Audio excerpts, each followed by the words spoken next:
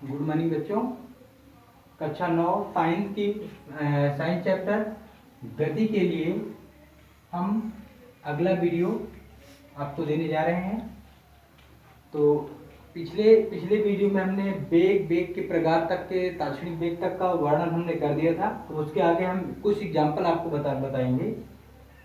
ये एग्जाम्पल लिखा हुआ है, इसमें क्या है, यदि किसी वस्तु का प्रारंभिक मतलब पहला वेग 10 मीटर प्रति सेकेंड है। प्रारंभिक वेग, एक चीज हमेशा याद रखना कि प्रारंभिक वेग आपका उसमें से v से u से और अंतिम वेग v से डिनोट होता है। तो ये चीज याद रखना कि प्रारंभिक वेग कहाँ से डिनोट होता है। यहाँ पर यहीं पर हम लिखे दे रहे हैं कि प्रारंभिक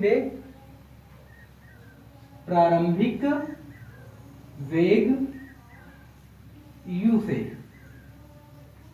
और प्रारंभिक वेग कितना दिया है, 10 मीटर प्रति सेकेंड। इसके बाद दिया है कि 10 सेकेंड पश्चात यानी 10 सेकेंड बाद समान रूप से वेग बढ़कर 110 मीटर पर सेकेंड हो जाता है।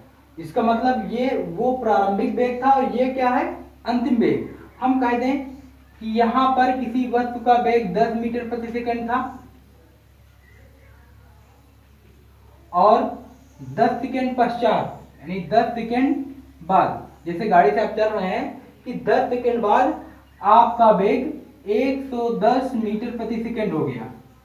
तो ये शुरुआती वेग हो गया और ये अंतिम वेग हो गया। तो अंतिम वेग v से डिनोट होता है। ये चीज आपको याद रखना है कि किसी भी स्थिति में किसी वस्तु का स्टार्टिंग का वेग उसका प्रारंभिक वेग होगा शुरुआती वेग, और अंत में कुछ समय बाद जो भी आपको बात कही जाएगी वो आपका अंतिम वेग होगा। तो यहां पर कह रहा है वस्तु का औसत वेग ज्ञात करिए। तो वस्तु का औसत वेग आपको ज्ञात करना है। तो यहां पर अंतिम वेग कितना दिया हुआ है, अंतिम वेग वो v से डिनोट होता है और वो दिया 110 मीटर प्रति सेकेंड। अब यहां पर सिर्फ आपसे औसत वेग की बात किया है। अब औसत वेग, अब देखो यहां पे औसत वेग की बात किया तो औसत वेग का फार्मूला क्या होता है ये हमको देखना है कि औसत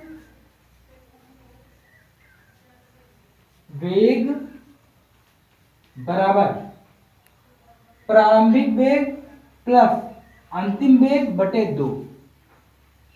जब आप दो चीजों का औसत निकालते हो तो आप दोनों को जोड़ के 2 से भाग दिला देते हो, यही करते हो ना। किसी का भी औसत निकालना, अगर मान लीजिए 4-6 संख्या है और 4-6 संख्या का भी हमें औसत निकालना है तो आप सभी को जोड़कर और जितनी संख्याएं होंगी उससे आप भाग दिला देंगे तो औसत आपका निकल आएगा। तो यहां पर u का मान कितना है, 10 प्लस v का मान कितना है, 110 बटे 2। इस प्रकार 110 में 10 जोड़ोगे कितना आ जाएगा, 120 भागे 2, 2 छंग 12, 60। इसका मतलब इसका औसत वेग 60। अब वेग है तो वेग का मतलब मीटर बटे सेकेंड, यहाँ पर किलोमीटर बटे घंटा भी हो सकता है, मगर हमने देखा कि यहाँ पर प्रारंभिक वेग और अंतिम वेग दोनों मीटर प्रति सेकेंड में है तो वही मात्रक होगा। तो इस प्रकार आपको किसी भी प्रश्न का अब यहाँ पर एक चीज ये देखना है कि 10 सेकेंड पश्चात समय का कोई प्रयोग नहीं हुआ भाई, हमारे फार्मूले में जो था वो हमारे पास इतने में ही काम हो गया। समय का कोई उपयोग ही नहीं हो, जरूरी नहीं कि उपयोग ही ना हो भी सकता है कुछ अगर इससे अलग चीज पूछ लेता तो और भी कुछ पूछ सकता था। तो हमसे सिर्फ जितना पूछा उसका हमने फार्मूला लगाया और जितना हमको इस सवाल से जरूरत थी वो हमने रख के और आपको औसत वेग निकाल लिया। तो इस प्रकार ये आपको कल पढ़ाया गया, जैसे हमने औसत वेग और वेग के प्रकार जो भी हमने सब बताया था उसका हमने एक आध उदाहरण आपको दे दिया। अब इसी के सीधे संबंध में एक उदाहरण हम आपको लगाने के लिए भी देंगे। ऐसे ही ये चीज आपको एकदम बेहतर तरीके से समझ में आ गई कि नहीं?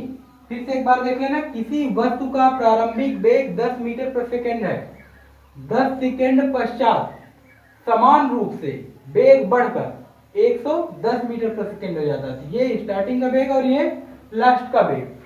वस्तु का औसत वेग ज्ञात करिए। जो पूछता है उसी का फार्मूला आपको सोच लेना है और फिर उनमें जो फार्मूले में है आपके पास उनमें से क्या क्या दिया है क्या नहीं दिया, सब चीज आपको देखना पड़ता है। अब हम इसको इससे आगे बढ़ने के लिए, आगे बढ़ने से पहले एक हम आपको सवाल आपको लगाने के लिए देना चाहेंगे, जिसको आप लोग लगाकर हमें मैसेज करेंगे। इतना है कि हम अगर होमवर्क देते हैं तो कोई बच्चा इसका, बहुत कम बच्चे इस होमवर्क का रिस्पॉन्स देते हैं, कुछ ही बच्चे रिस्पॉन्स दे रहे हैं। ये हम उदाहरण आपको दे रहे हैं, एक वस्तु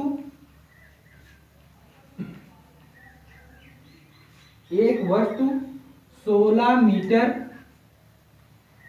की दूरी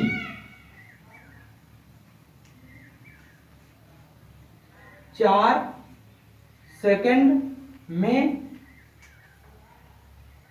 तय करती है तथा पुनः 16 मीटर की दूरी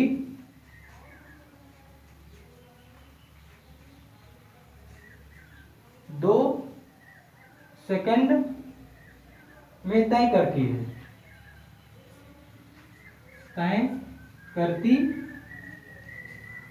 है।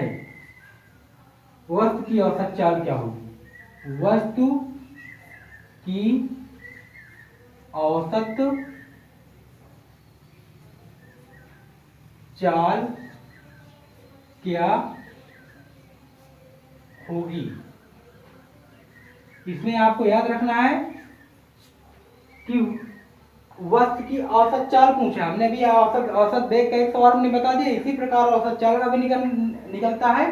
तो औसत चाल का पीछे हमने फार्मूला और साथ में इसकी परिभाषा हम लिखवा चुके हैं। आप उसकी सहायता से इस सवाल को लगा सकते हैं। एक वस्तु 16 मीटर की दूरी 4 सेकंड में तय करती है। 16 मीटर की दूरी, हम इसका अगर एक फिगर बनाएं कि एक वस्तु 16 मीटर की दूरी ये कितने सेकंड में? 4 सेकंड में तय करती है, यहां से यहां तक। और फिर कह रहा तथा पुनः 16 मीटर की दूरी, फिर आगे की 16 मीटर की दूरी वो 2 सेकंड में तय करती है। तो वस्तु की औसत चाल ज्ञात कीजिए। वस्तु की औसत चाल के लिए सीधे आपको फार्मूला लगाना है, वस्तु की औसत चाल बराबर कुल दूरी बटे कुल समय। कुल दूरी कुल समय भाग दिला देना, आंसर आपका आ जाएगा। इतना हमने आपको इंजेक्शन दे दिया। अब इसको आपको घर पे लगाकर और हमको दिखाना है। इसके बाद अगला टॉपिक हम चलते हैं त्वरण की ओर। आपने वेग को भी देख लिया, इतना क्लियर? ये सवाल आपको पूरी तरह से दिख रहा है। अब इसके बाद इसको अपना लगाकर और फिर इसकी एक मैसेज सब लोग करेंगे। हम अगले टॉपिक की ओर चलते हैं। अगला टॉपिक है आपका त्वरण।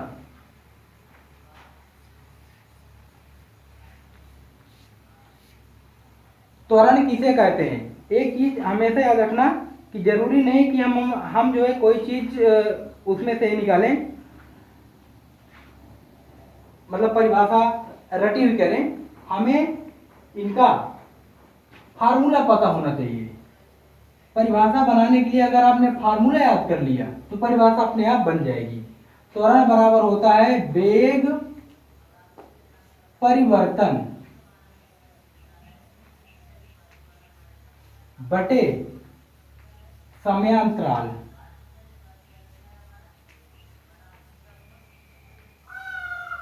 परिभाषा इसी से बन जाएगी। कैसे? हम परिभाषा आपको बनाकर इसी में दिखाते हैं और आप भी ऐसे ही सीख लेंगे तो आपको कभी रटना नहीं पड़ेगा। किसी वस्तु द्वारा किए गए वेग परिवर्तन तथा उस पर लगे समयांतराल के अनुपात को त्वरण कहते हैं या त्वरण के बराबर होता है। यहाँ पर एक और परिभाषा हो सकती है, अगर समय अंतराल का मान एक हो जाए तो सिर्फ त्वरण बराबर वेग परिवर्तन हो जाएगा। तो यहाँ पर हम ये कह सकते हैं कि एकांक समय अंतराल में किसी वस्तु में एकांक समय अंतराल में वेग परिवर्तन की दर त्वरण के बराबर होती है। हम दोनों में की परिभाषा आपको लिख के दिखा दे रहे हैं। किसी वस्तु द्वारा वेग परिवर्तन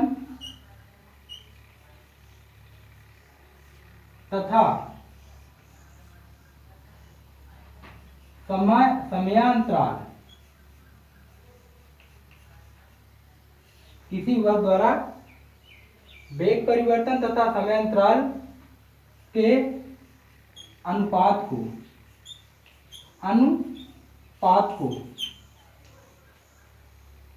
क्या कहते हैं? त्वरण कहते हैं। ठीक है, किसी वस्तु द्वारा वेग परिवर्तन तथा समयांतराल के अनुपात को त्वरण कहते हैं।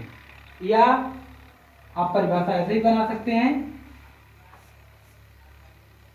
कि समयांतराल का मान यदि 1 हो जाए तो यहां पे हम कह सकते हैं कि एकांक